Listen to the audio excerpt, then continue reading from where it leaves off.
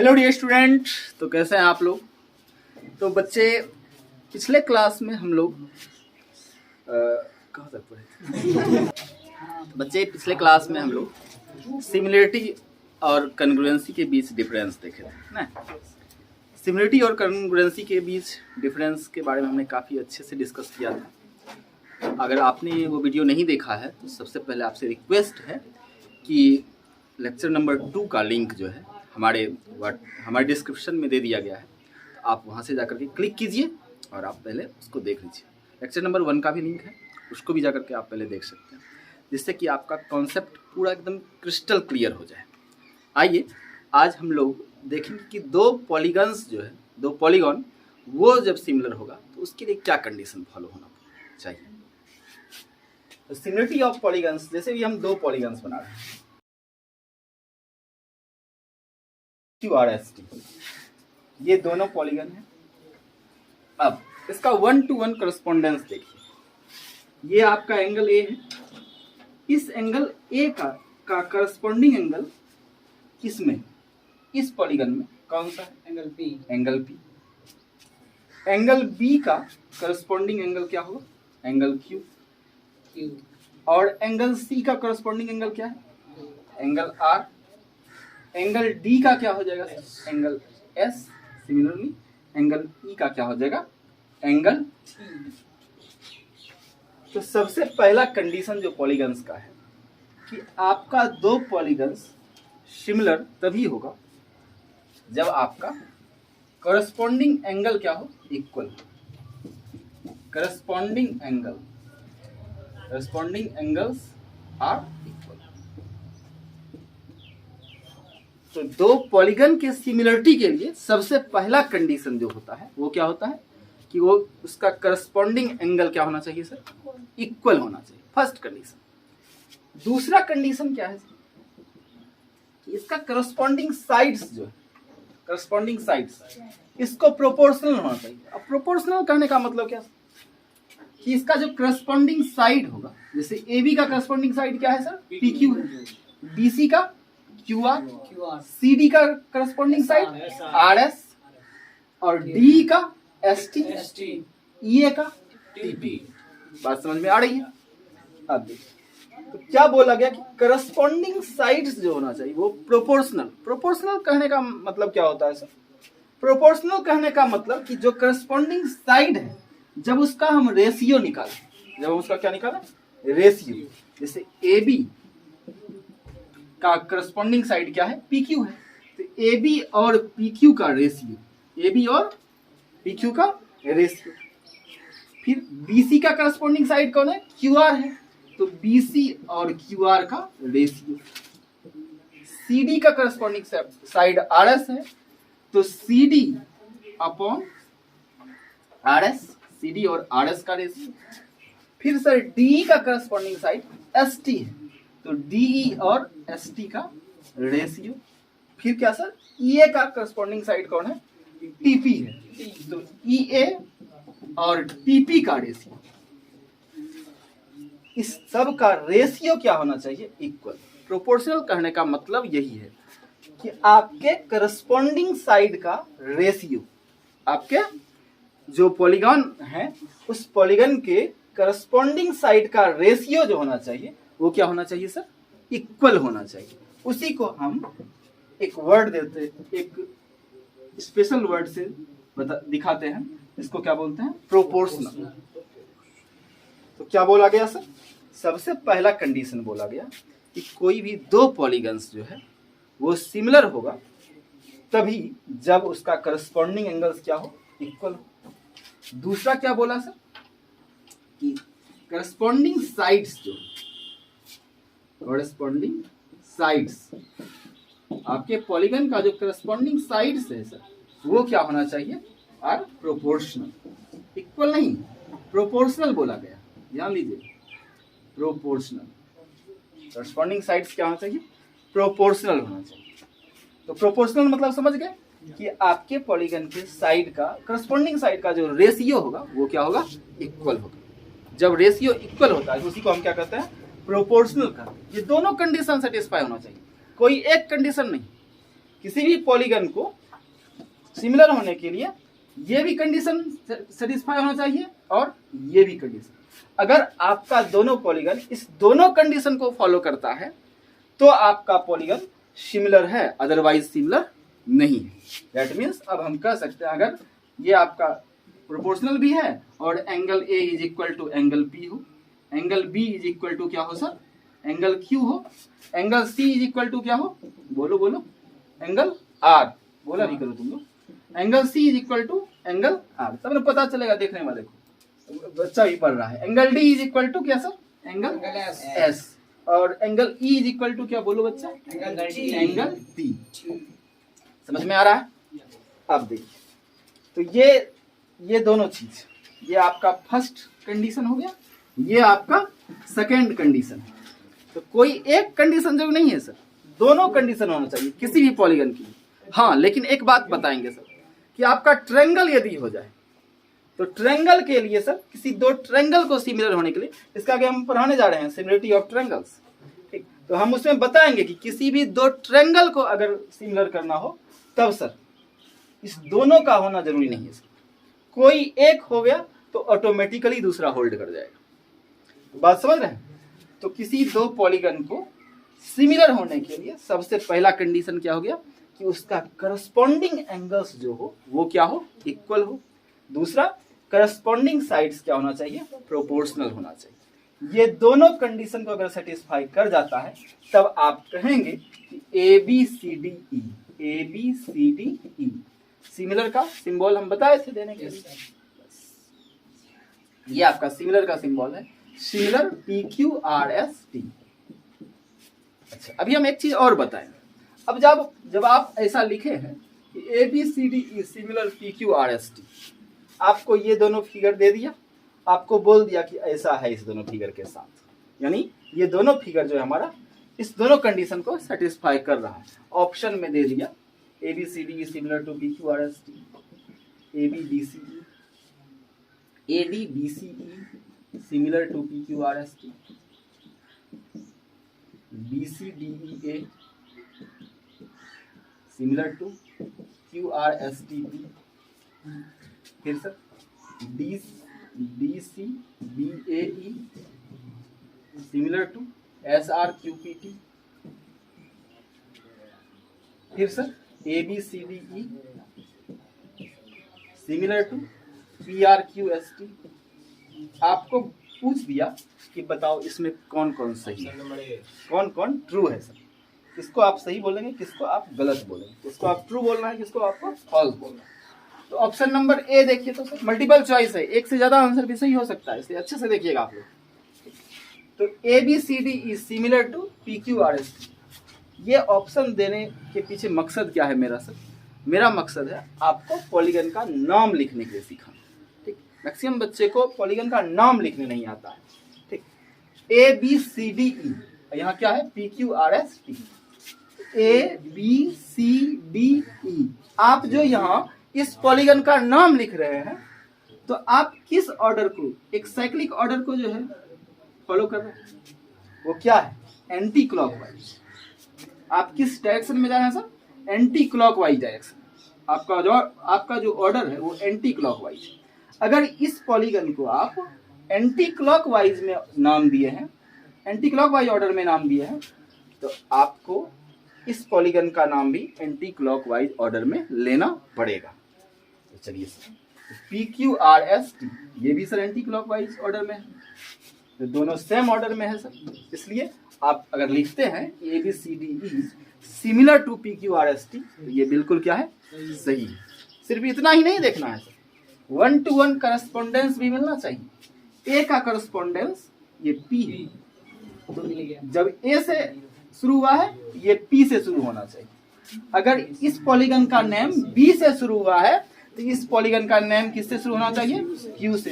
अगर आप इस पॉलीगन के नेम को सी से स्टार्ट करते हैं तो इस पॉलीगन के नाम को किससे स्टार्ट करना पड़ेगा सर, आर से।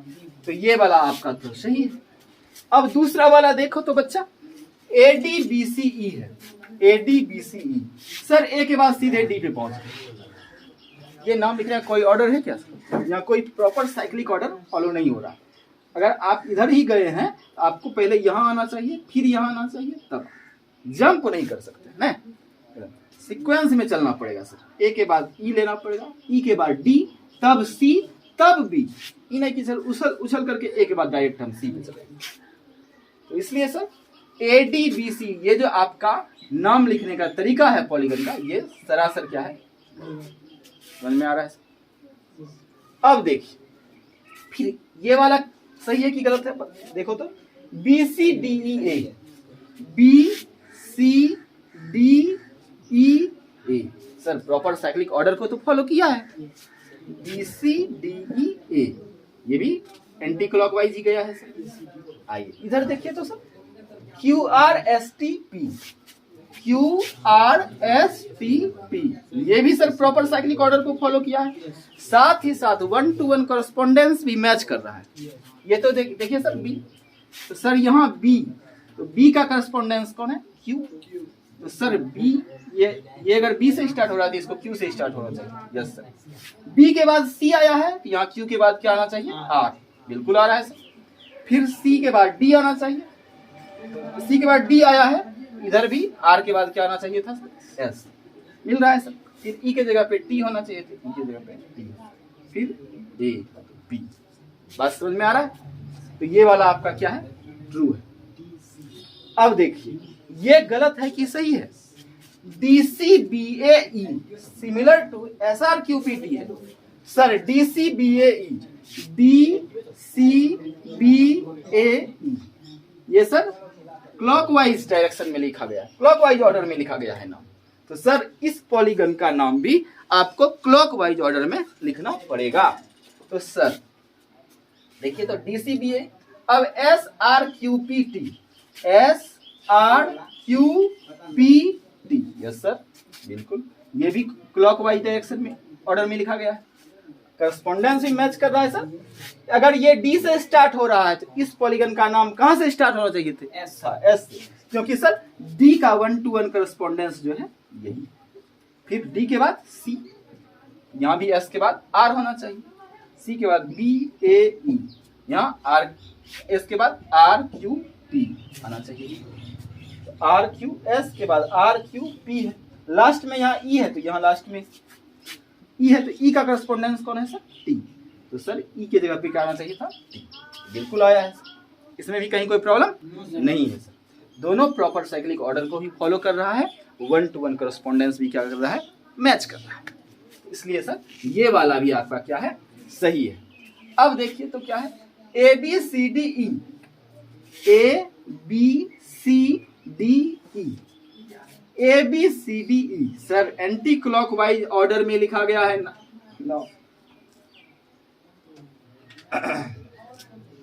तो सर इसका नाम जो है एंटी क्लॉकवाइज ऑर्डर में लिखा गया है। तो सर इस पॉलीगन का भी नाम किस ऑर्डर में होना चाहिए, एंटी क्लॉकवाइज ऑर्डर में।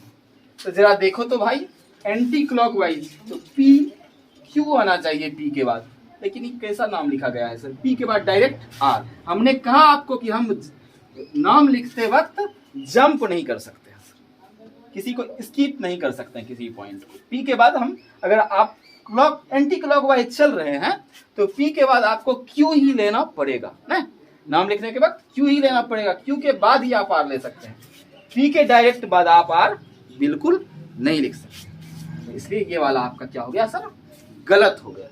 तो चलिए, तो ये आपका 3 ऑप्शन जो था वो आपका करेक्ट था, 2 ऑप्शन आपका क्या था, इनकरेक्ट था। तो ये दोनों बात जो है आप एकदम गांठ बांध लीजिए अपने मन में कि कोई भी 2 पॉलीगन आपका सिमिलर तभी होगा जब आपका कॉरेस्पॉन्डिंग एंगल्स क्या हो, इक्वल हो, और दूसरी बात क्या, कॉरेस्पॉन्डिंग साइड्स आर प्रोपोर्शनल। तो आप यहाँ लिख लेंगे 2 polygons are said to be similar, 2 polygons are said to be similar, said to be similar if के बाद ये दोनों कंडीशन सेटिस्फाई होना चाहिए। अकेले एक कंडीशन नहीं, दोनों कंडीशन, दोनों, अगर एक कंडीशन सेटिस्फाई होता है दूसरा नहीं होता है तो वो पॉलीगन सिमिलर नहीं होगा। लेकिन एकमात्र ऐसा पॉलीगन है ट्रायंगल एक ऐसा पॉलीगन है सर जो कि अगर कोई भी एक कंडीशन अगर वो सेटिस्फाई कर जाता है तो वो दो ट्रायंगल क्या हो जाता है, सिमिलर। इस बात को आप सिर्फ याद रखें कि दो पॉलीगन्स जो है वो सिमिलर होता है यदि ये दोनों कंडीशन को सेटिस्फाई करें।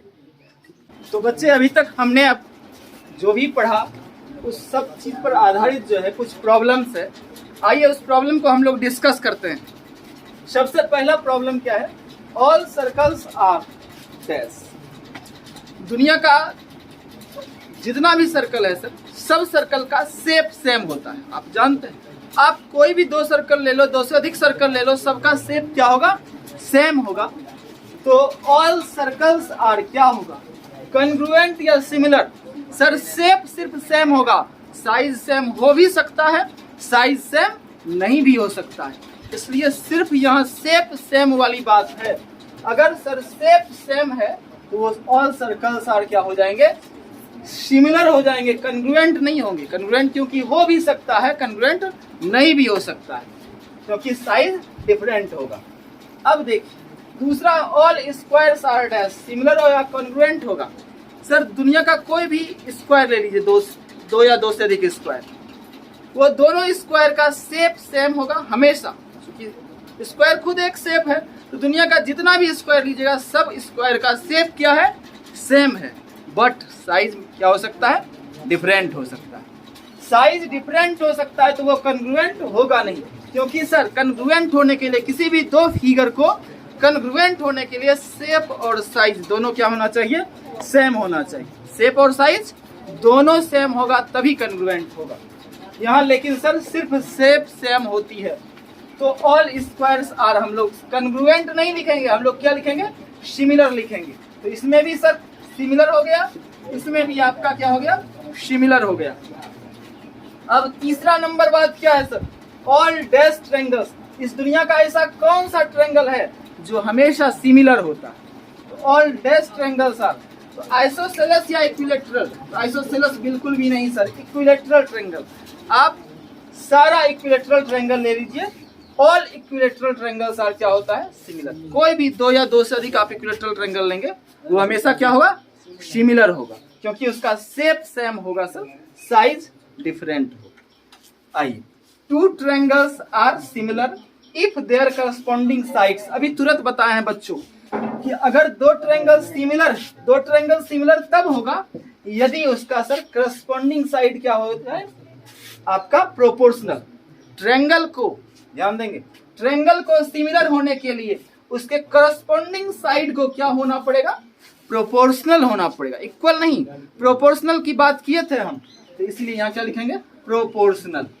चलिए फिर, लेकिन एंगल क्या होना चाहिए, इक्वल होना चाहिए। साइड, करस्पॉन्डिंग साइड्स प्रोपोर्शनल होगा, लेकिन करस्पॉन्डिंग एंगल्स क्या होगा सर, इक्वल होगा। तो करस्पॉन्डिंग साइड्स आर क्या सर, इक्वल। चलिए ये आपका इक्वल वाला होगा। अब two polygons of the same number of sides are similar if their corresponding angles are. हाँ, दो पॉलीगन सर, दो पॉलीगन सिमिलर। अभी हम तुरंत इसको पढ़ा करके आए हैं कि सर दो पॉलीगन जो है वो सिमिलर होने के लिए दो कंडीशन सेटिस्फाई होना चाहिए। कितना कंडीशन, दो कंडीशन। पहला कंडीशन क्या हो, करस्पॉन्डिंग एंगल्स जो है आपका वो क्या होना चाहिए सर, इक्वल। करस्पॉन्डिंग एंगल्स क्या हो, इक्वल हो। और करस्पॉन्डिंग साइड्स जो होगा सर वो आपका क्या हो जाएगा, प्रोपोर्शनल हो जाएगा। तो पहला में आपका इक्वल और दूसरा में क्या, प्रोपोर्शनल, या प्रोपोर्शनल होना चाहिए। तो आई होप कि आपको ये सारा क्वेश्चन काफी अच्छे से समझ में आया होगा। अब देखो बच्चों, अब आपके सामने जो है ट्रू और फॉल्स वाला कुछ क्वेश्चन है। ऐसा कीजिए, आप पहले वीडियो को पॉज कीजिए और इस सारे क्वेश्चन को पहले खुद से अटेम्प्ट कीजिए। उसके बाद जब हम डिस्कस करेंगे तो फिर आप उससे मैच करके देखिए कि मेरा कितना सही हुआ, या फिर आप कमेंट बॉक्स में पोस्ट कर सकते हैं अपना आंसर को। आइए, सबसे पहला क्वेश्चन क्या है, any two similar figures are congruent.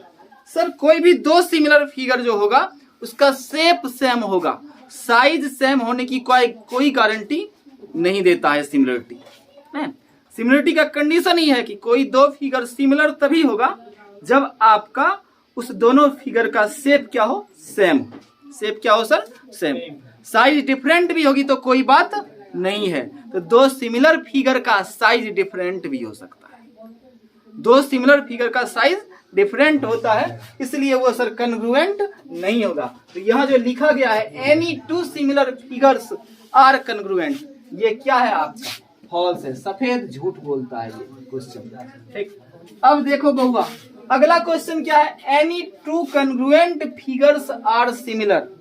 Any two congruent figures, क्या कन्ग्रुएंट फिगर सिमिलरिटी के कंडीशन को सेटिस्फाई करता है, फुलफिल करता है?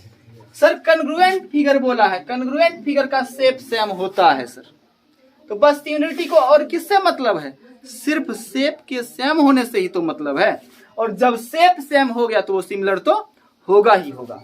इसलिए अगर कहीं पे लिखा हुआ है any two congruent figures are similar, तो ये आपका क्या होगा, ट्रू होगा, हमेशा ट्रू, ये आपका ट्रू है।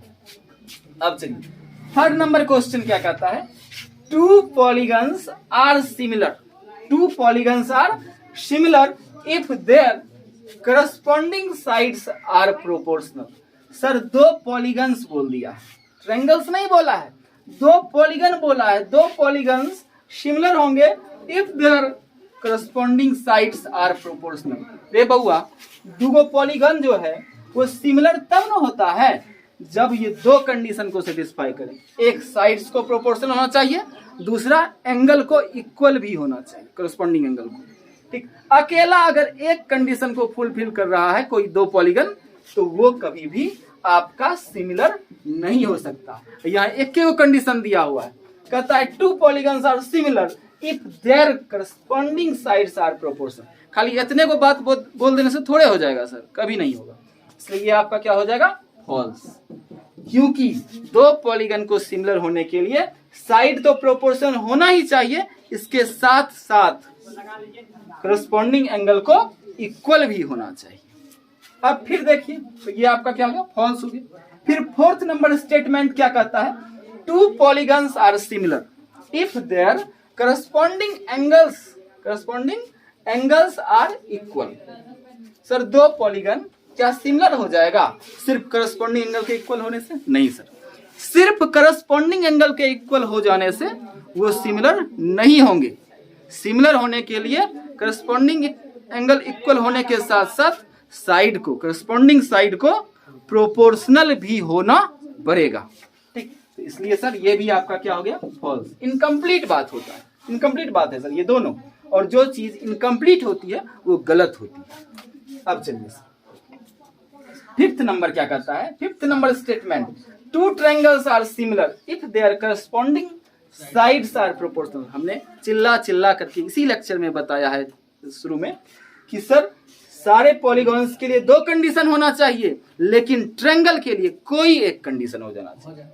अगर कोई भी एक कंडीशन को फुलफिल कर जाता है तो वो ट्रायंगल आपका सिमिलर हो जाएगा। बात समझ गए, ट्रायंगल को सिमिलर होने के लिए दोनों कंडीशन को फुलफिल करने की कोई जरूरत नहीं है सर, इसलिए ये आपका क्या है, ट्रू है या फॉल्स है, ट्रू है सर, तो ये आपका। तो बच्चे ये वीडियो, ये क्लास आपको कैसा लगा? अगर आपको अच्छा लगता है तो प्लीज कमेंट बॉक्स में बताया जरूर। अगर आप पहली बार हमारे चैनल पर आए हैं तो प्लीज वीडियो को लाइक कर दें, चैनल को सब्सक्राइब कर दें, ताकि आपको ऐसे ही शानदार कंसेप्ट और प्रॉब्लम्स मिलता रहे। Thank you.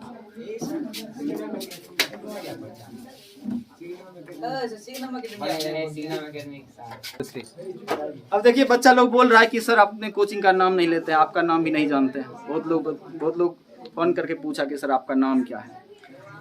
तो डिस्क्रिप्शन में हमारा व्हाट्सएप नंबर भी है। आपको जानकारी के लिए बता दें कि ये जो सिग्नम एकेडमी है ये बिहार के खगड़िया जिला में एक छोटा सा प्रखंड है परबत्ता, वहीं पर ये कोचिंग ऑफलाइन चलता है। वहीं से वीडियो शूट करके आपके लिए हम लोग अपलोड करते हैं ताकि आपको भी मदद मिल सके। तो प्लीज़ अगर आप नए हैं इस चैनल पर तो इस सिग्नम एकेडमी के चैनल को सब्सक्राइब जरूर कर लें ताकि आपको ढेर सारे ऐसे ही वीडियो मिलते रहें। हो गया।